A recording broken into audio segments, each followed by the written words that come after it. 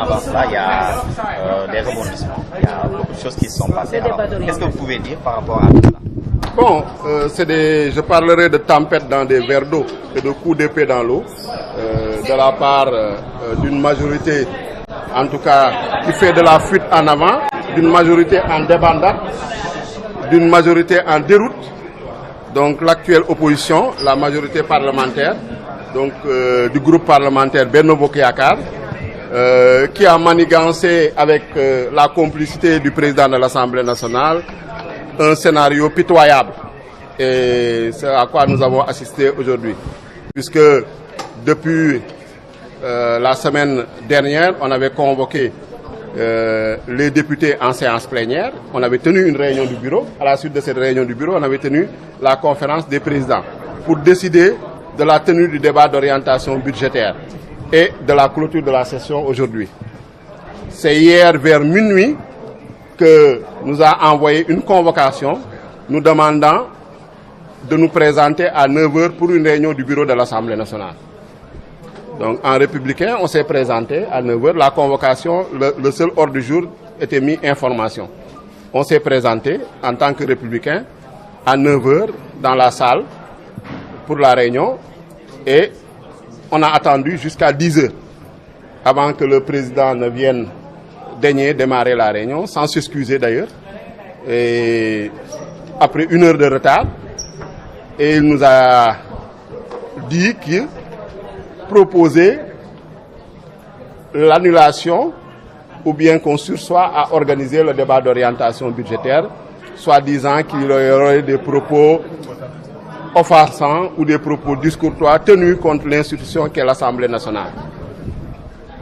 Donc, à notre grand étonnement, nous lui avons fait remarquer qu'il n'était pas courtois de convoquer une réunion déjà à minuit, sans ordre du jour, de la convoquer à 9h et de venir se présenter à 10h sans s'excuser.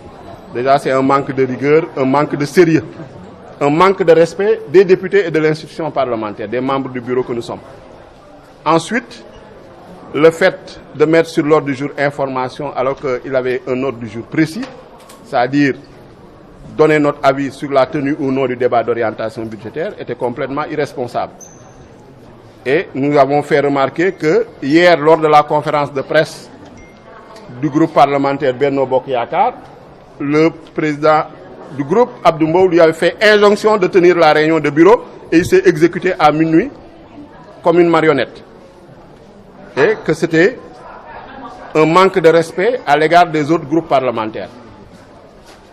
Nous lui avons fait remarquer également qu'un débat est agité depuis l'installation de l'Assemblée nationale, à savoir la falsification du règlement intérieur de l'Assemblée nationale, par, en tout cas, des agents de l'Assemblée nationale ou en tout cas des responsables qui sont au sein de l'Assemblée nationale.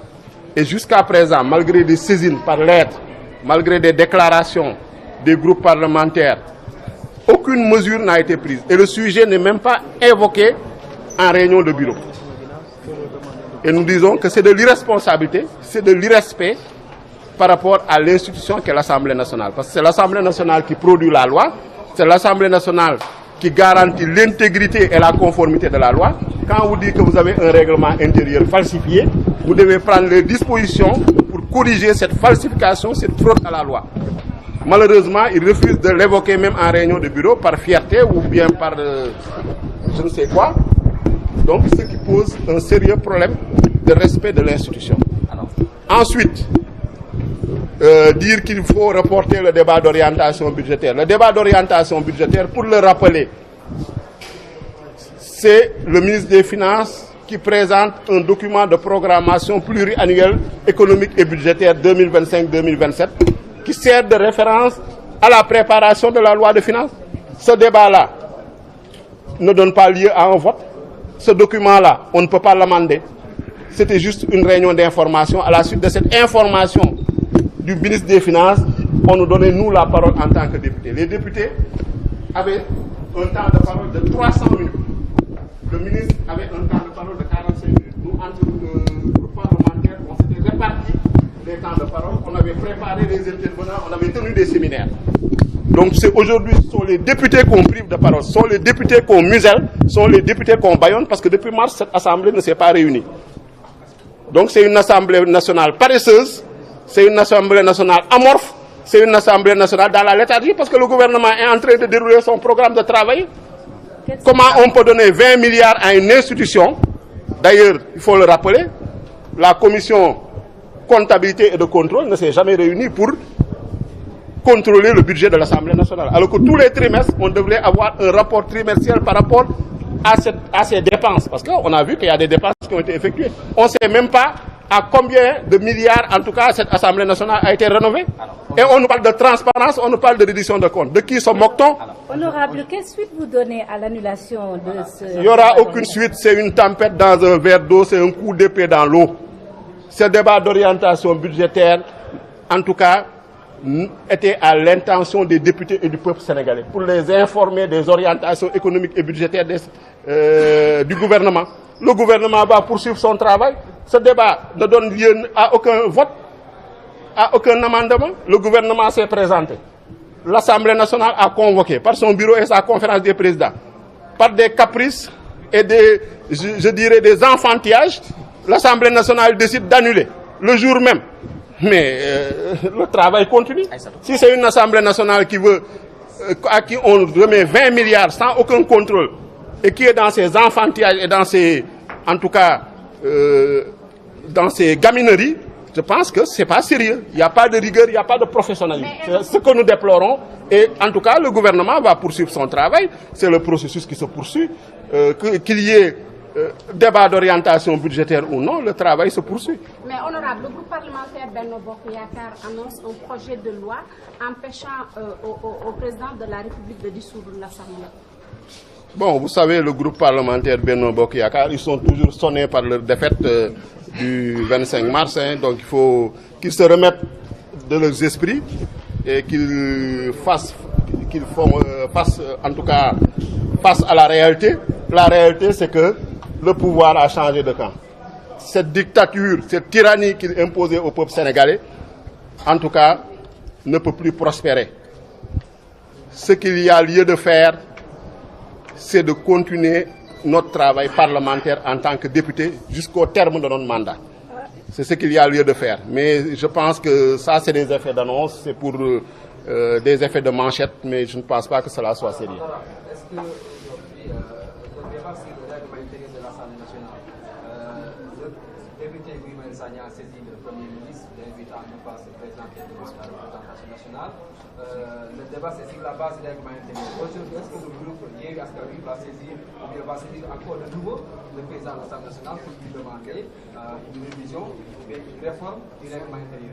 On va le saisir combien de fois? On l'a saisi à plusieurs reprises. Depuis novembre 2022, il est saisi. C'est le même président qui est là. On le dit en conférence des présidents, on le répète en bureau, on le fait dans des conférences de presse. On écrit des lettres. Notre collègue Mamadou Lamine Diallo, il lui a répondu qu'il dit qu'il va traiter la demande. Qu'est-ce que vous voulez qu'on fasse de plus? Ils n'ont qu'à prendre leurs responsabilités. Nous, en tout cas, on est disposés en tant que groupe parlementaire à mettre à jour, à régulariser notre situation, notre règlement intérieur. Assister ci li nga xam ne déjà moom mooy annulation débat d'orientation budgétaire bi ñu waroon amal tey. waaw bon tey ñoo ngi nuyu suñu collègues yi Amadou Ba ak Samba Diouf nga xam ne dañ leen installé tey ñu bokk ci groupe parlementaire Yewwi Askan Wi remplacer les ministres Birame Souleye Diop ak le ministre Alioune Sall di leen dalal jàmm. Lu ñu mën a wax mooy ni assemblée nationale lu ñu fi gis tey yaakaar naa ni du sérieux lu ñu fi gis tey du loo xam ne méngoo na ak suñu charte yi maa tey la sabotage la ak yëfu xale donc maanaam ñuy gedd parce que dañu convoqué woon depuis une semaine bureau bi moo daje. Conférence des présidents daje convoqué nañu ñëw participer débat d'orientation budgétaire tey le 29 juin conférence des présidents également daje ñu fixé date bi député yi groupe parlementaire yi préparé ko sérieusement ñun ñu tenir ay séminaire préparer suñu intervenants yi surtout temps de parole tey débat d'orientation budgétaire bi amoon nañu ñun député yi lu toll si juróomi waxtu yoo xam ne dañu waroon débat 300 minutes loolu la ñu amoon. gouvernement bi temps de parole am 45 minutes la te ñuy xamal ni Sénégalais yi débat d'orientation budgétaire séance d'information la mooy du gouvernement bi dafa am benn document ba nga xam ne moom lay préparer loi de finances bii di ñëw année prochaine 2025 document boobu nañu naan document de programmation pluriannuelle économique et budgétaire DPB moom la ñu woo ministre des finances ñëwoon pour présenter ñu ko suñu ko présenter ba pare ñun en tant que député ñu wax suñu xalaat ci orientation économique yeeg budgétaire yi nguur gu bees bi ñëw ñu présenter ñu donc am na ay orientation yu am solo yoo xam ne ci projet bi jëmmal na projet du président de la République Bassirou Diomaye Faye ak gouvernement du premier ministre Ousmane Sonko ñun nag préparé woon nañu ñoom Benno Bokk Yaakaar amoon nañu 153 minutes ñun amoon nañu 76 minutes mais ñu tàggat suñu membre groupe parlementaire yi pour tey ñëw soutenir le débat un débat technique débat boo xam ne dina jëriñ Sénégalais yi mais comme que amuñu argument comme que duñu lire documents yi comme que ñoom ministre yu fi doon ñëw tàggaate nañ fi nekkee woon léegi régime bi changé na mënatuñu tàggaate donc amuñu ñu saboté ñu ne léegi ñoom dañuy annuler débat d'orientation budgétaire ba xam ne ñoom ñu ko fixé woon ñoo daje waat tey annulé ko te nuñ ko anam yi ñu ko annulé moo doy waar parce que ñu convoqué la yónnee la message nañ lay convoqué WhatsApp nañu convoqué minuit nañu yónnee suñu kii nañu présenté wu leen à 9h tey assemblée nationale am ngeen réunion bureau à 9h ñu bàyyi suñu yitte yëpp ñëw 9h toog ci salle bi di xaar président de l'assemblée nationale 10h la dugg ci salle bi jéggaluwul excusé wul ñëw commencé lire benn document boo xam ne dicté préparé dañ ko bindal parce que mu ngi koy lire sax amoon na ay jafe-jafe donc ñu xam ne dinaan woy assemblée nationale dañ ko offensé assemblée nationale dafa am ñu tenir ay propos discourtoires premier ministre wax na lii premier ministre wax na laa ñu ne ko d'accord mu ne léegi dañuy xool ndax débat d'orientation budgétaire bi ñu programmé woon mën nañ ko tenir parce que gouvernement bi institution collégiale ministre des finances su ñëwee dafa mel ne gouvernement bi yëpp a fi ne ñu ne ko yow lu ngay wax ak décision mu nga bëgg a jël nii amul benn rapport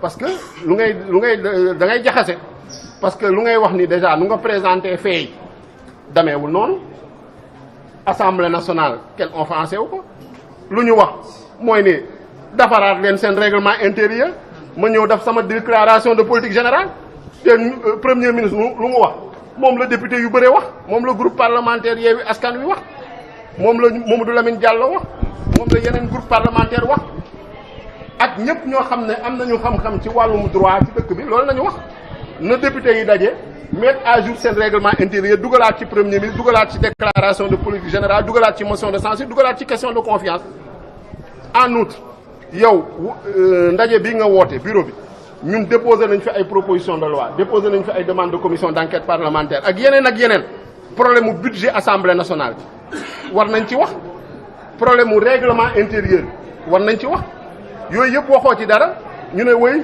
lire naa ci presse bi benn déclaration premier ministre nga convoqué bureau donc ça veut dire que si ay caaxaan nañuy doxee si maatay nañuy doxee ci tappale nañuy doxee te lu si gën a graaw mooy ni bureau bi nu mu ko convoqué il a fallu que Abdou Mbow sant ko mu convoqué bureau bi à la suite d'une conférence de presse de Benno Bokk Yaakaar mu convoqué bureau bi à minuit ça veut dire que da ko convoqué sous la pression mais du yëfu loo xam ne moom moo ko def du sañ-sañu boppam donc dañu ne ñun lu ñu bëgg mooy am un président de l'Assemblée nationale mais pas koo xam ne gumba bu ñuy diriger wala koo xam ne marionnette la boo xam ne fu ñu ko nee jàddal mu jàdd foofu. alors tey taxawaay bi lan lay doon. taxawaay bi mooy ñun en tant que groupe parlementaire Yewwi Askan Wi lu ñu doon wax moom nañuy waxaat. mooy ni règlement intérieur bi bu frauduleux bi ba nga xam ne dañ ko falsifié ba nga xam ne dañ ko jalgati boobu nga xam ne mu ngi circuler nañ ko retiré beneen bi lépp loo xam ne moo jëm ci premier ministre jëm ci déclaration de politique générale motion de censure question de confiance nañu daje député yi delloo ko ci règlement intérieur bi nga xam ne su boobaa premier ministre dina mën a tenir sa déclaration de politique générale dans des conditions de sécurité juridique loolooy wax ji te wax jooju nag ñoom nañu bëgg a bañ a aborder en réunion de bureau président depuis novembre 2022 bëggul tudd règlement intérieur tey dégg ngeen ko ci discours am waxu ci règlement intérieur ça veut dire que moo ngi daw débat boobu te xam na ni ñu ko def ci kawam nañu bokk donc moom responsabilité am mooy mu bàyyi parparloo yi ñu bàyyi tappale yi ñu bàyyi caaxaan yi ñu jublu ci liggéey bi parce que assemblée nationale mënuñu kaa jox 20 milliards at bu nekk mais ñu bañ a liggéey assemblée mi nga tëj ko nga ne ko c'est en travaux depuis mars nga ubbi waat ko juin député yi nar a ñëw wax ak askan wi nga ne non da nga leen di tere wax ak askan yi parce que yow sa groupe parlementaire bu ñu bokk amuñu argument amuñu lu ñu wax ah amuñu programme amuñu dara.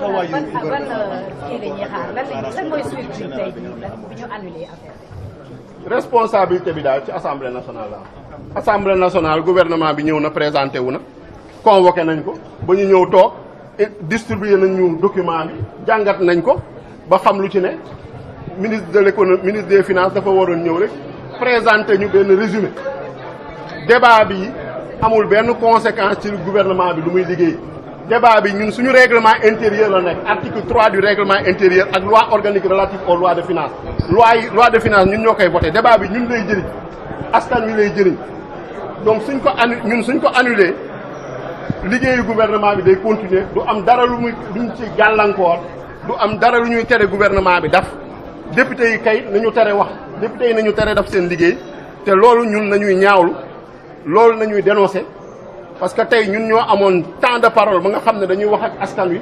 informer ko ci programme gouvernement bi ñoom lu leen merloo mooy tey ñoom su doon seen sañ-sañ élection ya décembre 2024 dañ koy tenir parce que bu ñu fi mujjee daje rapport élection lañ fi doon wax te président bi moo ko jiite woon ak ñoom Abdou Mbow naan report des élections décembre 2024 donc loolu ñu dem élection ñu baat leen à plate couture au premier tour tey ñu ne léegi projet président Bassirou Diomaye Faye nanguwuñu ñu présenté ko assemblée nationale sénégalais yi dégg ko loolu la ñuy bañ parce que amuñu argument nee nañu Bassirou Diomaye Faye amul projet tey ministre des finances ñëw ak projet président de la république Bassirou Diomaye Faye ak premier ministre Ousmane Sonko ne da koy présenté ñu ne ñoo bañ duñ leen dégg sénégalais yi loolu la ñu war a xam donc ñoom ñoo deful seen liggéey en tant que député ñoom ñoo respecté wul assemblée nationale ñoom ñoo respecté wul institution ku bëgg ñu respecté la da ngay respecté sa bopp respecté sa bopp mooy nga respecté sa règlement intérieur waaye lii ñu def nii violation règlement intérieur la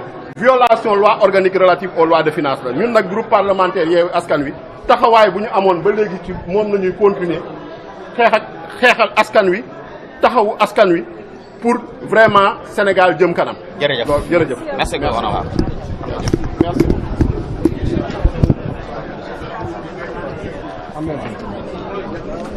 7TV.